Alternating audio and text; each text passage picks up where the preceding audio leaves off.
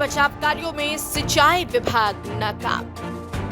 सिंचाई मंत्री के तमाम दावों की खुलने लगी पोल। शारदा के जबरदस्त कटान से समाये खेत व मकान। खुले आसमान के नीचे रहने को विवश बाढ़ पीड़ित। बाढ़ में समा गए ग्रामीणों के दर्जनों घर। कई गांवों के अस्तित्व पर मंडरा रहा खतरा। उत्तर प्रदेश में ग्रामीणों को बाढ़ से बचाने के लिए जिम्मेदार सिंचाई विभाग पूरी तरह से फेल साबित हुआ। सिंचाई मंत्री बाढ़ बचाव कार्यों को पूरा होने का ढिंढोरा पीटते रहे, लेकिन धरातल पर काम कुछ नहीं हुआ। लिहाजा बाढ़ आई तो लोगों के घर बार, खेत खलिहान सब कुछ बाढ़ की भेंट चढ़ गया। इससे सिंचाई मंत्री स्वतंत्र देव सिंह के दावों की पोल खुल गई है।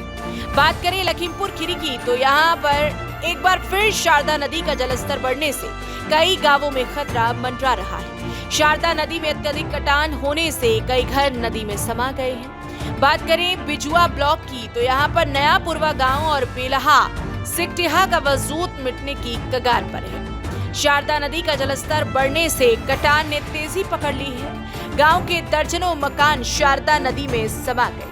ग्रामीणों में लगातार भय बना हुआ है कि वो चाहकर भी कुछ नहीं कर पा रहे, लिहाजा अपना आशियाना खुद ही तोड़ने को मजबूर है। ग्रामीणों का कहना है कि आधा गांव तो पिछले साल शारदा नदी में कट गया था। उस वक्त जो घर बच गए थे अब वो भी बाढ़ में समा रहे हैं।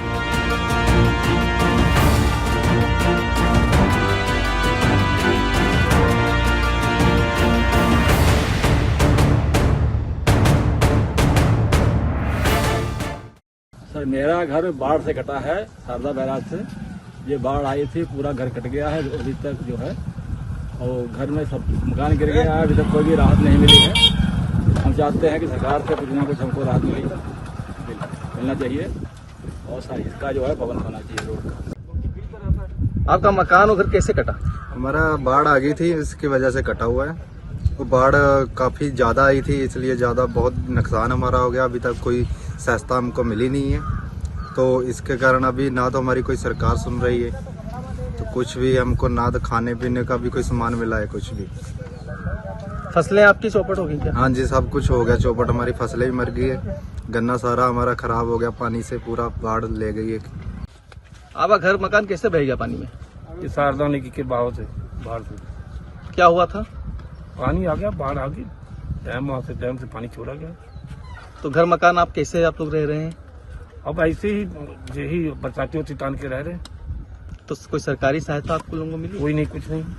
क्या उम्मीद आप कुछ नहीं? क्या उम्मीद आप लगाए बैठे सरकार से? आप तो हम लोग ऐसे ही लगा रखे हैं कि आश्वासन दे रहे हैं, क्या करते हैं क्या नहीं। नदी शारदा नदी के पानी से घर हमारा कट गया है बाढ़ की वजह से, और ना अब रहने के लिए ना कोई हमारे पास घर ना जगह। खुले आसमान के नीचे अपना जीवन व्यतीत कर रहे हैं। ना अभी कोई हमें सहायता मिली है, ना ही कोई सुविधा उपलब्ध हुई है। घर मकान आपका कैसे कट गया? शारदा नदी की है कटान से। कैसे शारदा नदी में कैसे बाढ़ आई है? बाढ़ आई है, बंधा आगे लगा था बंधा, ये बंधे की वजह से पानी रुका और उल्टा पानी आने लगा, तो ये फिर हमारे घरों पे ये अटैक हुआ। तो अब आप लोग कैसे रह रहे हैं? कहीं कुछ नहीं, हमें शासन प्रशासन कुछ नहीं मिला है, मगर हम ऐसे ही अपना काट रहे हैं। आप घर कैसे कट गया? कैसे शारदा नदी तबाही मचाई? कट गया सर घर। कैसे कटाइए? बाढ़ आ गई तो आपका ये घर जब मकान गिर रहा था तो आप कहाँ पे थे? यहीं पे थे घर पे। तो क्या उस समय आपने देखा? उस समय गिरते हुए मकान दिखे।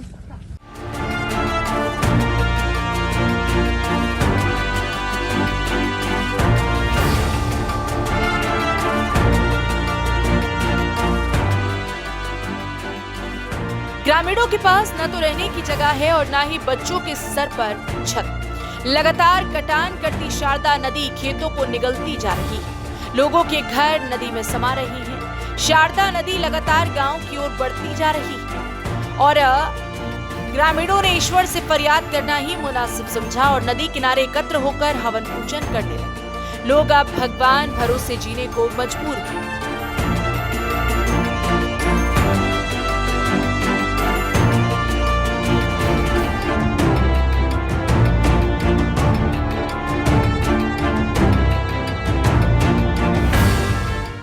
लखीमपुर खीरी में बाढ़ का कहर थमने का नाम नहीं ले रहा है। एक बार फिर शारदा नदी में आए बाढ़ के पानी ने तबाही मचा दी है। ऐसे में बिजुआ ब्लॉक के कई गांव बाढ़ की चपेट में आ गए हैं, जिसमें नया पुरवा गांव व बेलहा सिकटिया सहित कई 1 दर्जन गांव शारदा में समा चुके हैं। ग्रामीण अपने मकान तोड़कर सुरक्षित स्थानों पर पहुंचने को मजबूर हैं। शारदा नदी की विनाश लीला ने ग्रामीणों को बेघर कर दिया है। ग्रामीण अन्य स्थानों पर पलायन करने को मजबूर हो गए हैं। प्रशासन ने बाढ़ पीड़ितों के लिए कई इंतजाम तो करे हैं, मगर वो नाकाफी हैं। आपको बता दें कि बाढ़ की भीषणता को देखते हुए कुछ दिन पहले यूपी के मुख्यमंत्री योगी आदित्यनाथ ने हवाई दौरा बाढ़ग्रस्त क्षेत्रों का किया था और अधिकारियों को साफ सख्त निर्देश दिए थे कि बाढ़ प्रभावित इलाकों में जाके सहायता प्रदान करें। उनकी निगाह में उत्तर प्रदेश का लखीमपुर जिला बाढ़ से अधिक प्रभावित नजर आया था। इस बात का ध्यान रखते हुए मुख्यमंत्री ने उत्तर प्रदेश के लखीमपुर खीरी जनपद को सबसे अधिक 30 करोड़ रुपए की सहायता उपलब्ध कराई है। अब देखने वाली बात यह होगी कि ये अधिकारी किस तरह से बाढ़ पीड़ितों तक सहायता पहुंचाते हैं। ये आने वाला वक्त ही बताएगा। यूपी की बात, लखीमपुर खीरी से सुरजीत चानी की रिपोर्ट।